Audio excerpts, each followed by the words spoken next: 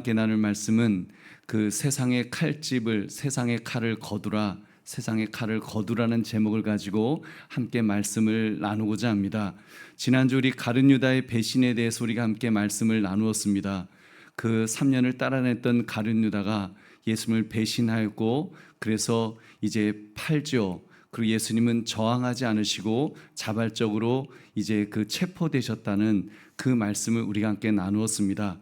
그때 군병들 앞에서 예수님을 찾고 있는 군병들 앞에서 에꼬 에임이라고 바로 나다라고 말씀하시면서 바로 하나님이 되심을 말씀하셨다고 했습니다. 그리고 군병들은 정말 절대로 뒤로 물러서지 않도록 훈련받은 사람들이었는데 에고 에임이 나는 바로 하나님이다라고 말씀하실 때 그 하나님의 권위 앞에서 그 군병들이 뒤로 물러서면서 그것도 집단적으로 뒤로 물러서면서 그 자리에 꼬꾸라졌다, 엎드려졌다는 사실을 우리가 함께 확인해 보았습니다. 오늘은 예수님의 제자에게 우리의 시선을 한번 고정했으면 좋겠습니다. 제자들을 한번 초점을 맞추어서 보았으면 좋겠습니다. 다른 모든 제자들은 두려워서 벌벌 떨고 있었을 때 그래도 그 제자들 중에 한 사람은 저항을 했죠. 칼을 빼어서 이제 칼을 휘두르고 그리고 말고의 귀, 그 대장의 종인 말고의 귀를 잘랐다라고 성경은 그렇게 기록합니다. 여러분 그렇게 칼로 말고의 귀를 자른 그 사람이 누구입니까? 바로 시몬 베드로였습니다. 베드로. 여러분 그 베드로에 대해서 베드로가 주님 죽을지언정 나는 주님을 배신하지 않겠습니다. 역시 말했던 제자답게 그렇게 앞장서서 칼을 휘둘렀는데 그의 열심이었을까요? 주님을 향한 사랑이었을까요? 충정이었을까요? 네, 다 맞습니다. 아마 그랬을 것입니다. 예수님 사랑하니까, 예수님 너무 정말 귀한 분이시니까 베드로가 그 순간에 그리고 내가 예수님 지켜야지 하는 마음에서 칼을 휘둘렀음에 틀림없습니다. 근데 예수님은 말씀하십니다. 베드로의 그런 행동에 대해서 너의 칼을 다시 칼집에 꽂으라 명령하시면서 예수님은 그 베드로의 행동에 대해서 야, 네가 하나님의 뜻을 이루는구나 이렇게 인정하지 않으시는 것 같이 보입니다. 도대체 무엇일까요? 그가 휘두른 칼을 통해서 우리는 신앙의 어떤 우리의 마음 자세를 우리가 다시 돌아봐야 될 줄로 믿습니다. 그러면 오늘 말씀의 제목 세상의 칼을 거두라 이 제목을 가지고 나의 신앙의 태도를 점검하시는 이 밤이 되시기를 주님의 이름으로 축원합니다. 우리 세 가지로 살펴보겠습니다. 첫 번째로 나의 열심이 순종의 길을 막을 때가 있습니다. 우리 한번 10절 11절 말씀 같이 읽겠습니다. 시작. 이에 시몬 베드로가 칼을 가졌는데 그것을 빼어 대제사장의 종을 쳐서 오른편 귀를 베어버리니 그 종의 이름은 말고라. 예수께서 베드로더러 이르시되 칼을 칼집에 꽂으라. 아버지께서 주신 잔을 내가 마시지 아니하겠느냐 하시니라. 아멘. 베드로가 칼을 휘둘러서 말고의 귀를 잘랐다고 했습니다. 왜 하필 귀였을까요? 어쩌다가 휘둘렀는데 그 귀에 맞았나 보지, 그래서 귀가 잘렸나 보지, 그렇게 생각할 수도 있습니다. 물론 그럴 수도 있죠. 그렇지만 여러분, 우리가 성경을 읽으면서 적어도 성경은 1.1핵도 성령의 감동하심이 없다고 하는 사실을 우리가 믿는다면 여러분, 말고의 귀가 잘린 것에 대해서도 우리는 그 의미를 찾아볼 수 있을 것입니다. 여러분, 어떤 의미가 있을까요? 로마서 10장 17절에 보면은 믿음은 들음에서 난다. 믿음은 들음에서 난다라고 했습니다. 여러분, 그러니까 귀는 하나님의 말씀을 듣는 통로요, 정말 하나님의 말씀에 순종할 수 있는 도구임에 틀림없습니다. 근데 베드로의 칼이 그 귀를 잘랐다고 하는 것에는 뭔가 의미가 있겠죠. 베드로의 열심이 하나님의 뜻을 막았다라고도 볼 수 있고 그 순종의 길을 막았다라고도 우리가 볼 수 있을 것입니다. 여러분, 아무튼 이 베드로의 칼은 주님을 향한 사랑이었지만 분명히 주님을 사랑해서 한 행동이었지만 굉장히 폭력적인 걸 보면 여러분, 우리는 좀 더 생각을 해봐야 됩니다. 왜냐하면 여러분 그 자신에게서 나오는 힘은, 베드로가 칼을 휘둘러서 그렇게 한 행동은 이게 뭐 성령의 감동을 받아서 한 행동은 아니잖아요. 예수님이 인정하지 않으셨으니까요. 그렇다면 자기 안에서 나온 것이고 내 안에 있는 힘을 가지고 그 휘둘렀는데 폭력적이었습니다. 여러분 그렇습니다. 우리가 하나님을 위해서 일한다고 하면서 내 힘으로 하려고 할 때, 내 의지, 내 뜻으로 하려고 하면 폭력적이지 않을 수가 없습니다. 폭력적이 되는 거예요. 내 힘과 내 방식으로 칼을 휘두르다 보니까 여러분 듣는 귀가 잘라져 버린 것을 우리가 볼 수 있습니다. 듣는 귀가 잘라지는 것. 여러분 그렇죠. 내 열심이 커지면 커질수록 사실은 그 듣는 귀는 점점 작아집니다. 내 의지가 커지면 커질수록, 내 열정이 뜨거워지면 뜨거워질수록 하나님의 음성을 듣고자 하는 내 마음은 점점 작아지죠. 여러분 그것은요, 헌신은 헌신이지만 일종의 오작동입니다. 제대로 작동하지 않는 것입니다. 정말로 작동한다면 하나님의 뜻, 하나님의 말씀에 더 귀를 기울이게 되겠죠. 근데 자기 열심, 자기 힘, 자기 능력으로 하려고 하다 보니까 점점 주님의 말씀을 듣는 귀는 작아지는 것을 우리가 보게 됩니다. 그래서 주님은 단호하게 그 베드로를 향해서 말씀하시죠. 그 너의 칼을 칼집에 도로 꽂으라고 명령하였습니다. 이것은 선언입니다. 너의 힘으로 하려고 하는 거, 너의 힘, 너가 지금 네 힘으로, 베드로 너 힘으로 하려고 하는 거, 그거 멈춰라 라고 말씀하시는 주님의 경고입니다. 하나님의 일을 인간의 힘으로 하지 마라. 지금 그 말씀을 하고 계시는 것입니다. 오직 순종의 방식으로만 이루어진다는 사실을, 하나님의 뜻은 하나님의 방식으로만 완성될 수 있다는 것을 주님 말씀하신 것인 줄 믿으시기 바랍니다. 그리고는 주님은 우리가 가야 할 길을 보여주셨습니다. 아버지께서 주신 잔을 내가 마시지 아니하겠느냐? 예수님 말씀하시죠. 지금 그 말씀하시는 것은 칼과 잔을 지금 대조하시는 것 같은 말씀이시죠. 베드로는 칼을 휘둘렀습니다. 칼은 지금 나의 의로움, 내 힘으로 무엇인가를 하려고 하는 것이고, 예수님 말씀하신 잔은 하나님의 뜻에 순종하고자 하는 순종의 길을 말씀하신 것인 줄로 믿습니다. 십자가의 상징인 것입니다. 보배로운 성도님들, 그렇다면 지금 여러분이 붙들고 있는 것은 무엇입니까? 베드로의 손에 쥐어진 칼, 내 힘으로 할 수 있다고 하는 그런 칼, 그 칼을 내가 지금 쥐고 있습니까?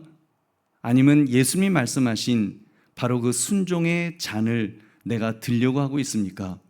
여러분, 이것은 굉장히 다른 것입니다. 우리가 열심이라고 해도 만약에 베드로처럼 내 힘, 내 의지, 내 능력으로 하려고 할 때 그것은 내 손에 쥐어진 세상의 칼밖에 되지 않습니다.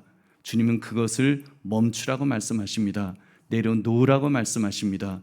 여러분, 그러므로 나의 힘으로 할 수 있다고 하는 이 인본주의적인 칼을 내려놓을 수 있는 저와 여러분 되시기를 주님의 이름으로 축원합니다. 우리 두 번째로, 주님의 순종은 우리의 결박을 풀어준다는 사실입니다. 여러분, 예수님께서 베드로의 칼을 거두도록 하신 후에 어떻게 되었어요? 예수님 어떻게 되셨습니까? 체포되셨죠. 정말 어떻게 보면은 비참할 정도로 이제 군병들에게 질질질 끌려가는 예수님의 모습을 보게 됩니다. 우리 12절 말씀 같이 읽겠습니다. 시작. 이에 군대와 천부장과 유대인의 아랫사람들이 예수를 잡아 결박하여, 아멘, 모든 것이 끝난 것처럼 보입니다. 아, 예수님 이제 실패하셨구나. 저렇게 비참하게 끌려가시는 것 보니까 이제는 다 끝났구나. 제자들의 저항도 실패했고 주님은 무력하게 그냥 포로가 되셨구나. 이것은 완벽한 패배의 모습처럼 보입니다. 그러나 정말로 패배였을까요? 여러분, 기독교는 항상 역설을 이야기하죠. 여러분, 눈에 보이는 것이 아니라 눈에 보이지 않는 하나님의 역사를 이야기하는 것이 여러분 기독교의 진리인 줄로 믿습니다. 여러분, 그래서 패배인 것 같지만 사실은 승리입니다. 지금 이 장면을 자세히 보시면 그리스도의 지금 대속, 예수님께서 우리의 죄를 위해서 대신 죽으시고 우리를 구원하시는 그 역사를 오늘 이 장면 속에서 보여주고 있다는 사실입니다. 예수님께서 왜 결박당하셨습니까? 그것은 8절에서 말씀하셨던 그 이 사람들이 가는 것을 용납하라, 제자들이 가는 것을 용납해라, 그 말씀의 성취라고 할 수 있죠. 예수님이 체포되심으로, 대표격으로 예수님이 체포되심으로 예수님을 따르던 제자들은 풀림을 받는, 바로 자유롭게 되는 그 모습을 우리에게 보여주는 것입니다. 이것이 복음의 핵심입니다. 우리는 베드로처럼 어떻게 보면은 내가 주님을 지키려고 막 애를 씁니다. 내 열심, 내 헌신으로 내가 주님을 지켜야죠. 내가 주님을 보호해 드려야죠. 내가 주님을 위해서 뭐 어떻게 해봐야죠. 그렇게 생각하는데, 그래서 베드로는 칼을 빼기까지 했죠. 여러분, 칼을 빼어 들기 전부터 베드로는 그랬습니다. 예수님, 다 예수님을 부인할지언정 나는 절대로 주님을 부인하지 않습니다. 저 예수님 십자가에 못 박혀 죽으시는 그런 모습 절대로 용납 못합니다. 내가 죽을지언정 예수님 지키겠습니다 하면서 그렇게 말했던 베드로였습니다. 여러분, 근데 예수님은 그런 베드로에게 이 사탄아 물러가라 그러면서 오히려 정말 그 베드로를 이렇게 거부하셨죠. 여러분, 진리는 정반대입니다. 예수님이 이렇게 말씀하신 건 무슨 자존심이 상하셔서 그러신 것이 아니라 베드로의 그런 행동, 내가 예수님을 지키겠다 하는 그런 것이 다 덧없는 것이라는 것을, 그리고 우리가 생각할 때는 안타깝게 예수님이 체포되시고 십자가에 달리시는 것이 굉장히 안타까워 보이지만 사실은 그것이 승리의 길이었기 때문인 줄로 믿습니다. 예수님 실제로 그렇게 붙잡히심으로 우리를 지키시는 것을 지금 보여주신 것입니다. 예수님이 붙잡히심으로 제자들이 보호를 받을 수 있었던 것처럼 예수님이 십자가에 매달려 죽으심으로 죽을 수밖에 없던 저와 여러분이 살게 된 줄로 믿습니다. 예수님은 지금 그 사실을, 주님이 붙잡히심으로 우리를 지켜주시고 주님의 결박당하심으로 우리는 자유의 길을 얻게 된 줄로 믿습니다. 여러분, 주님의 묶임이 우리의 풀림의 길인 줄 믿으시기 바랍니다. 우리 이사야서 53장 5절 같이 읽겠습니다. 시작. 그가 찔림은 우리의 허물 때문이요 그가 상함은 우리의 죄악 때문이라. 그가 징계를 받음으로 우리는 평화를 누리고 그가 채찍에 맞음으로 우리는 나음을 받았도다. 아멘. 그렇습니다. 신앙생활은 내가 주님을 지켜드리겠다는 것이 아닙니다. 내가 주님을 지켜드리는 것이 아니라니까요. 여러분, 우리는 좀 열심히 있다 보면 그런 마음을 가질 수가 있습니다. 내가 주님을 지켜드려야죠. 나의 열심으로 내가 주님 잘 모시겠습니다. 이런 마음을 갖지만 여러분, 사실 기독교의 진리는 내가 주님을 지켜드리는 것이 아니죠. 주님이 우리를 지켜주시는 줄로 믿습니다. 우리가 그 주님 앞에 엎드리고 주님 앞에 그 주님께 의지하는 것이, 그것이 참 신앙이라는 것입니다. 물론 우리가 교회를 하다 보면 성도로서 또는 목회자로서 또 장로님으로서 권사님으로서 집사님으로서 교회에 대해서 책임감을 가지실 필요는 있습니다. 책임감 가져야죠. 그래도 내가 교회를 위해서 애써야지, 이런 마음은 가져야죠. 그렇지만 그 마음이 결코 내가 주님을 지켜드린다는 그런 마음이어서는 안 될 줄로 믿습니다. 나는 마른 막대기만도 못한 존재입니다. 주님, 내가 무슨 주님께 도움이 되겠습니까? 그러나 주님께서 나를 이런 직분자로 세우셨사오니 주여 내가 쓰임받기 원합니다. 주님, 나 같은 자도 써주심에 감사드립니다. 우리가 이런 마음으로 주님 앞에 엎드릴 때에 주님께서 우리를 붙들어 주실 줄로 믿습니다. 주님께서 더 큰 은혜를 주실 줄로 믿습니다. 여러분, 그러므로 우리 베드로처럼 주님 지키겠다고 칼 휘두르고 돌아다니지 말고, 여러분, 우리가 물론 정말 칼을 휘두르는 것처럼 그런 우리의 수고가 필요할 때도 있겠죠. 그러나 그럴수록 우리는 더 두렵고 떨리는 마음으로 주님, 정말 내가 주님 앞에 쓰임 받기를 원합니다. 마음속에, 그런 헌신 속에 꼭 전제되어야 될 것은 바로 그것입니다. 주님, 내가 주님 앞에서 쓰임 받기를 원합니다. 주님, 나를 도구로 사용해 주십시오. 여러분 이 마음을 결코 놓지 마시기를 주님의 이름으로 축원합니다. 여러분 그러므로 주님의 순종 안에서 참된 여러분 힘을 정말 우리가 헌신할 수 있는 저와 여러분 되시기를 주님의 이름으로 축원합니다.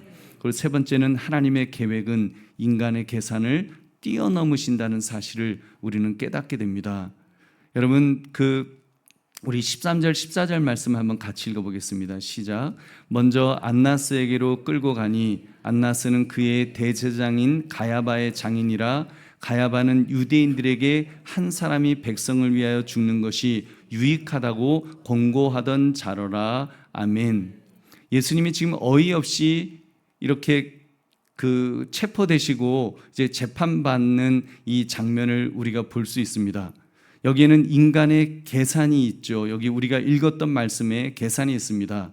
안나스와 가야바 그 다 대제사장 출신의 사람들입니다.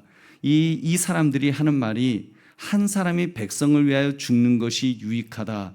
이 말이 무슨 말인가 하면 예수님을 위험 인물로 본 겁니다. 대제사장으로서 딱 보니까 저 예수를 그냥 뒀다가는 이 로마 군인들 입장에서 저 사람이 뭔가 사회를 어지럽힐 것 같구나. 그러면 군대가 이제 투입이 돼서 이제 유대인들이 어려움에 빠질 수 있다라고 그렇게 생각한 겁니다. 그래서 이 말을 한 겁니다. 요한복음 11장 50절을 보면 한 사람이 백성을 위하여 죽어서 온 민족이 망하지 않게 되는 것이 너희에게 유익한 줄을 생각하지 아니하는도다 하면서 가야바가 그런 말을 했습니다. 그러니까 예수님을 위험 인물로 보고 저 예수를 제거하는 것이 우리 민족을 구원하는 가장 좋은 선택이다. 정치적인 어떤 판단을 한 것입니다. 그래서 예수님을 죽여야 되겠다라고 결정을 합니다. 그리고는 그런 나라 걱정 속에서 이제 예수님을 체포하는데 이 사실은 아무리 목적이 좋아도 그러면 절차도 굉장히 중요하지 않습니까? 여러분 오늘날도 보면은 나라 정치 이렇게 보면은 절차가 얼마나 중요해요. 절차 그거 잘못하고 감옥 가고 막 난리가 나잖아요. 근데 지금 여기 이 13절 14절에 보면 대제사장은 가야바인데 지금 장인이 안나스입니다.